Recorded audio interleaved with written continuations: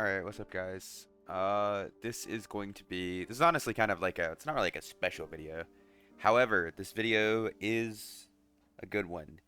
Because if you've watched some of my old fighter guides, I mean like a couple weeks ago, like around the beginning of last wipe, I talked about a build I called the Semi-Slayer build, which is pretty much just exactly what you see here.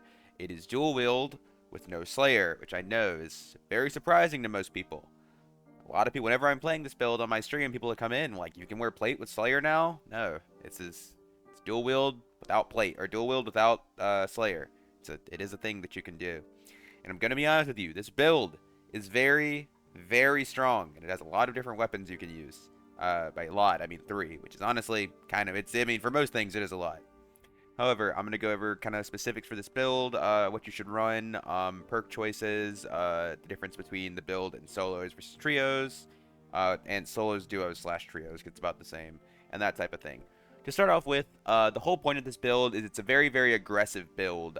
You're not really playing defensive, you have no shield, you have no defensive perks other than defense mastery, obviously. You are very much just W king at people and killing them. And, okay, wait, that's weird, it shows, okay, there we go. So as you can see, I am running Adrenaline Rush, and to start off with, this is for trios only. I do not recommend running Adrenaline Rush in solos or duos. I think on Fighter, second win is significantly better. The reason being is in solos and duos, you are much more likely to end up fighting several teams at once. It can happen in trios, but it doesn't happen as often. Also, you're more likely to have a cleric supporting you. Well, obviously in solos, you have no one supporting you, so there's no one to heal you. However, in trios, you will have like a cleric healing you or bard or whatever it may be, buffing you. So you don't need that healing as much. So Adrenaline Rush is much more viable in trios. However, if you are playing solos, and most likely duos too, duos is it's a bit iffy. If you have a cleric in duos, you can run Adrenaline Rush. However, generally, I think second win is just much, much better. But anyways, back to what I was saying. So this build is a very, very aggressive build. As you can see, my stats are a little bit different than I'm sure most of you are used to, or most of you can imagine. Now, agility is usually the main stat on fighters that people build. However, I am a firm believer in strength-based fighter. However, with that being said, you do see my movement speed is quite high, and the reason for that is because I have a lot of movement speed rolled on my gear. I have double move speed rolls here, move speed here, move speed here. I have a lot of move speed, and there's some coming from just my base agility. So I do think strength, as my opinion, is one of your always most important stats. Agility is really good. However, I think strength is definitely your best stat. One, because it ties into your damage, and two, because it gives you HP. You see here, I have 161 HP on a fighter. Then I have 51% physical damage. Excuse me, physical damage reduction. So like this is extremely tanky, very, very tanky, and I'm wearing a dark plate, so like, you know, I could like my gear could be a lot better. The thing is like my agi's low, but my agi's not low because I want it to be that low. It's also because I'm just missing stat rolls on gear, right? Like I could have one more for my boots, two for my legs, two for my chest, and then one for my pendant for rolling up plus one all. So my agility could be higher than it is now. I could get what 24, 26, 28, 29. I could have 29 agility. Then if you add bard buffs on top of that, I can get over like 30 agility while also having this high amount of strength as well. However, I think generally, and I've said this for a very long time, trying to build an agility fighter build is not good unless you have a lot of money to do it. Because if you're starting a build from the ground up and you're slowly progressing as you're building it, strength will always give you better returns because it'll make you live longer in fights, it'll make you do more damage, and it's just overall better. Agility will give you Agility kind of gives you like supplementary buffs, and when I say that, what that means it gives you move speed and it gives you attack speed. And those, like, while they're really nice, if you're missing those base stats, like you're missing HP and damage, that move speed and attack speed doesn't do anything. Like, if I'm hitting fast, but I'm only hitting for 50 damage, you know, that doesn't really do anything. And it's same thing if I'm moving really fast, but like my only choice is to run away from them because I can't fight them, then, you know, like, it's not really helping me. So that's why I always have been a very firm believer that strength is the best stat for fighters. And like I said, with that being said, agility is still a very useful stat, and if at all possible, you do build it. Like, as you can see, I am trying to get, like, agility on my gear. Like, I do have 2 agility here, 2 here, 1 here, and then I am wearing an agility cloak. I don't think... Well, it's definitely possible to wear agility rings. However, I don't like having to trade strength for agility. part of the reason I'm wearing this cloak is because, as you see, my strength cloaks just aren't very good right now. Like these right here are really good rolls. These are some of the best rolls you can get. However, it's 1 strength cloak. If this were 3 strength, then I would definitely choose this over my agility cloak. Absolutely. Same with this one. This would be I'm not guaranteed choosing this one over. However, I do think this one's probably a bit better. If it were 3 strength, but like I said, it is only 1 strength, so that's why. And then this one's really bad too. So, moving on to perk choices, I'm sure you can see there's nothing really crazy here. However, there's one I want to go over. I mean, Defense Mastery and Swift, you always run these. You see Defense Mastery, I'm at 51.1% damage reduction. I take this off, 44.7. So Defense Mastery is giving a lot. It's giving 6.4%. And then Swift, once again, movement speed is a very important stat that you get higher ranks. I'm getting 3% from this.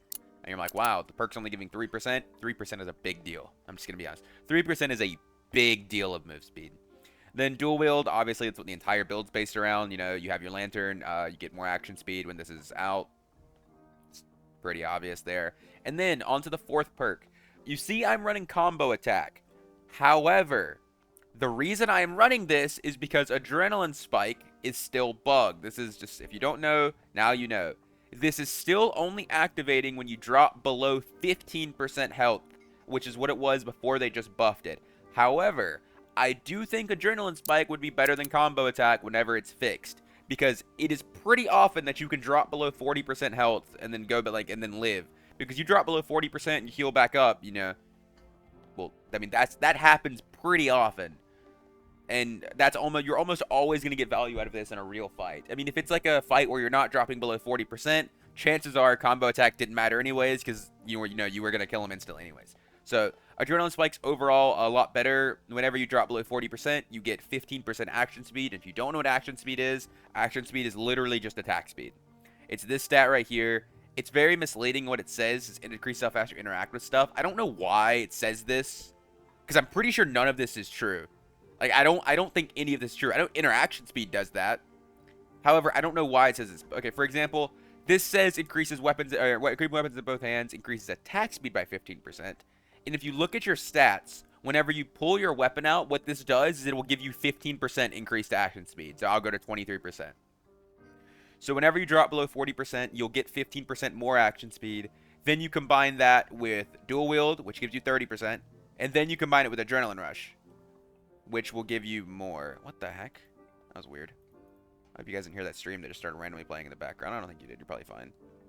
Alright, like I was saying. So you get 30% from these two when you drop below 40%, 15 from here, and then 15 from here innately. And then you get another 25% on top of that for Adrenaline Rush. So you will have 55% action speed, and you will be swinging incredibly fast. You swing fast enough that you can unironically stat check Barbarians with War Maul if you have enough damage. For example, my Arming Sword is hitting for about 100 damage a swing. Like, obviously it increases a bit whenever you get to like the 3rd swing and stuff. But this Arming Sword with my gear sets is hitting for about 100.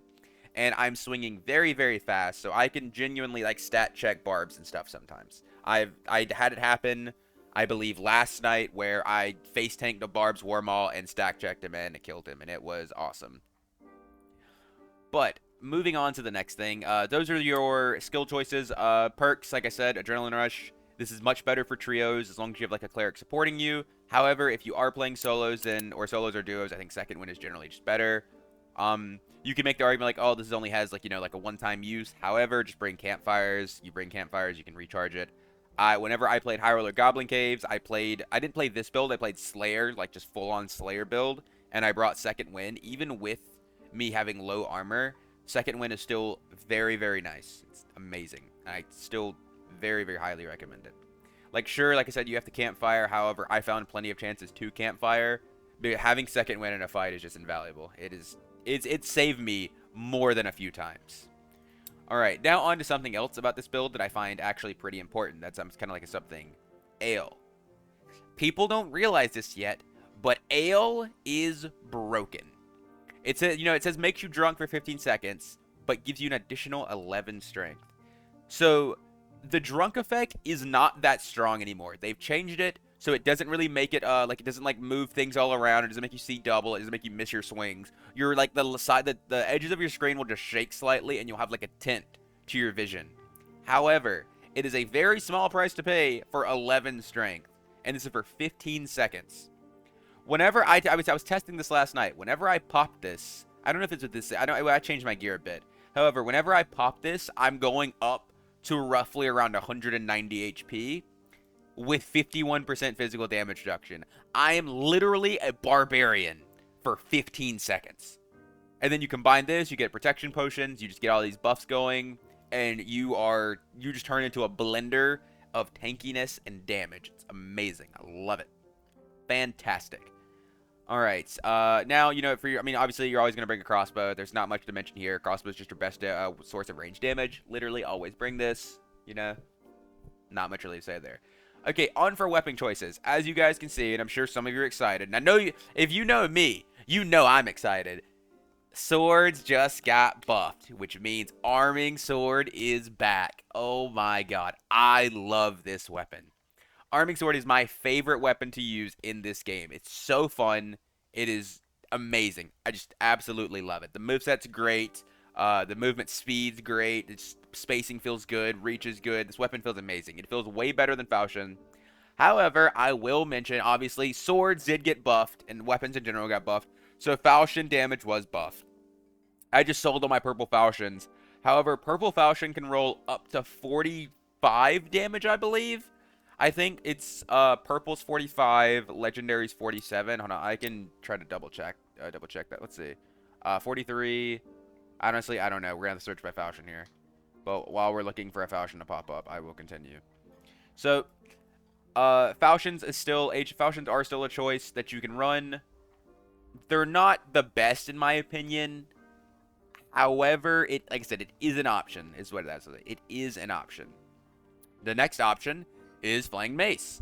A lot of people really, really like Flaying Mace. I personally am not a fan of it. I feel like the issue with this weapon is very, very apparent in the sour spots. The sour spots are really, really bad. This weapon's a very all or nothing. You're either doing full damage or you're doing very reduced damage, kind of like a worse version of the War Maul.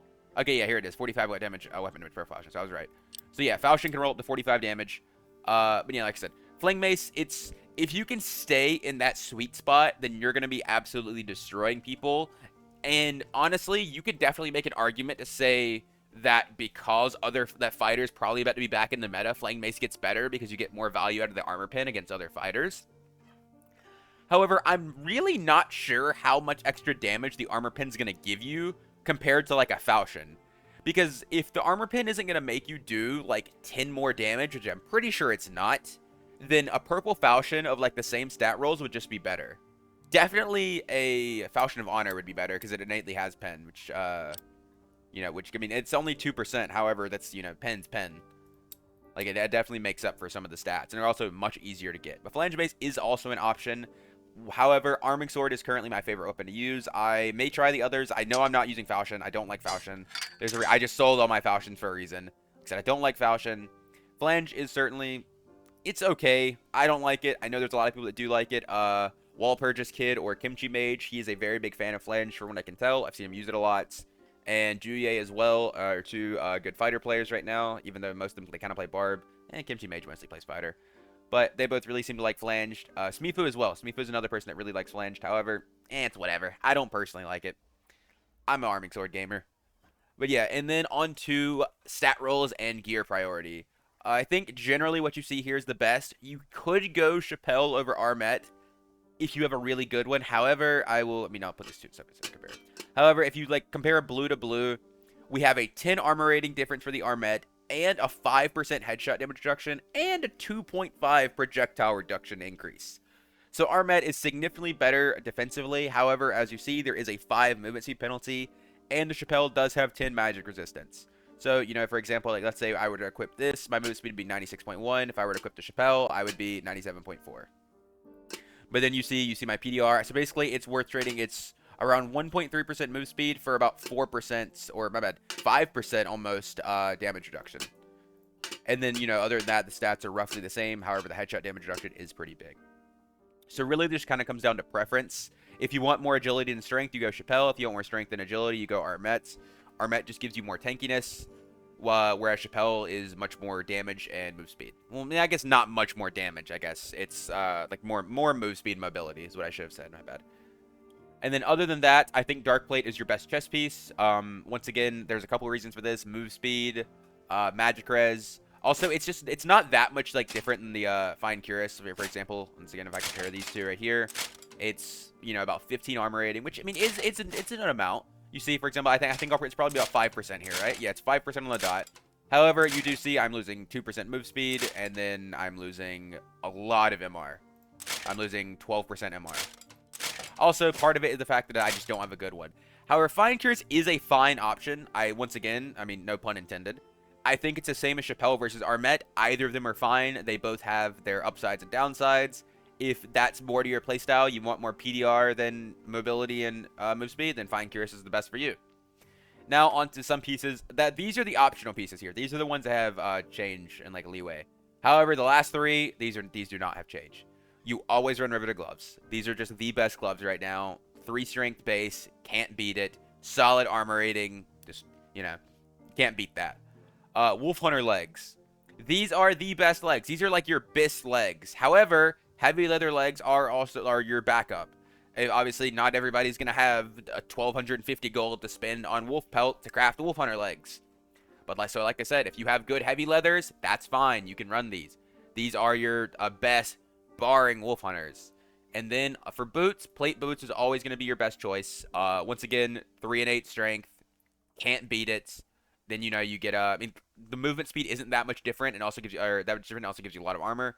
I mean, you're comparing it to heavy, you get slightly more armor, and it's only 2 less move speed, but it gives you 3 strength base. So, really can't beat that. And then for jewelry, like I said, I like strength jewelry, because I really think strength is the best stat. And then I mean, your jewelry is really up to, once again, whatever you want your playstyle to be. If you want agi, go quickness rings and fox pendant. If you want strength, courage rings, ox pendant. And then your cloak really just comes down to whatever the best cloak you have on is. So yeah, that pretty much sums it up. I'm really excited because, like I said, I came up with this build like over a month ago when we first got the Lantern buff. I came up with this build. I said, yeah, I was testing this. I think it feels really good. However, I kind of stopped playing it because I stopped playing Fighter in general because Fighter is really bad. But now that Fighter's in a better spot, I think this build is actually really, really good. I think it's really good for solos. I think it's really good for trios, duos. Okay, one tip. Okay, excuse me. One tip that I do recommend is bring a shield with you for this build. Whenever you can, just bring a shield in your inventory. Like, yeah, it sucks. Your inventory's losing space because you have to bring a shield. However, bring a shield and you can just swap it on and off as needed. For example, if there's a team that's very, very high in range damage, like say Wizard, Ranger, Cleric, and you need to push them, you can equip the shield to do it. Losing out on Dual-Wield isn't going to kill you. However, not having a shield might. So whenever you need these extra stats, you just slap the shield on, pull it out, slap your lantern on if you need that back out. Or if you just need to block, like for example, there's a barbarian and you don't think you have the stats to fight him face to face, or you just need to play a little bit more passive, equip your shield, pull it out, boom. Just that easy. I generally haven't been doing it that much, mainly just because my gear is so insane. I really don't see many cases where I need to. However, I do think it's one of the best ways to play, and I do recommend it. But with that being said, that just about sums up everything for the video. I hope you guys enjoyed, and if you've made it this far, I will let you know. There will be a gameplay video coming soon. I will probably upload it probably tomorrow, because I'm going to watch the Dark and Darker tournament today. But I will upload the gameplay video tomorrow. So to all the people that are like, show us gameplay of the build, you will see it. Don't worry. But as always, feel free to leave a comment if you'd like to, like and subscribe and all that good stuff. And until next time, peace.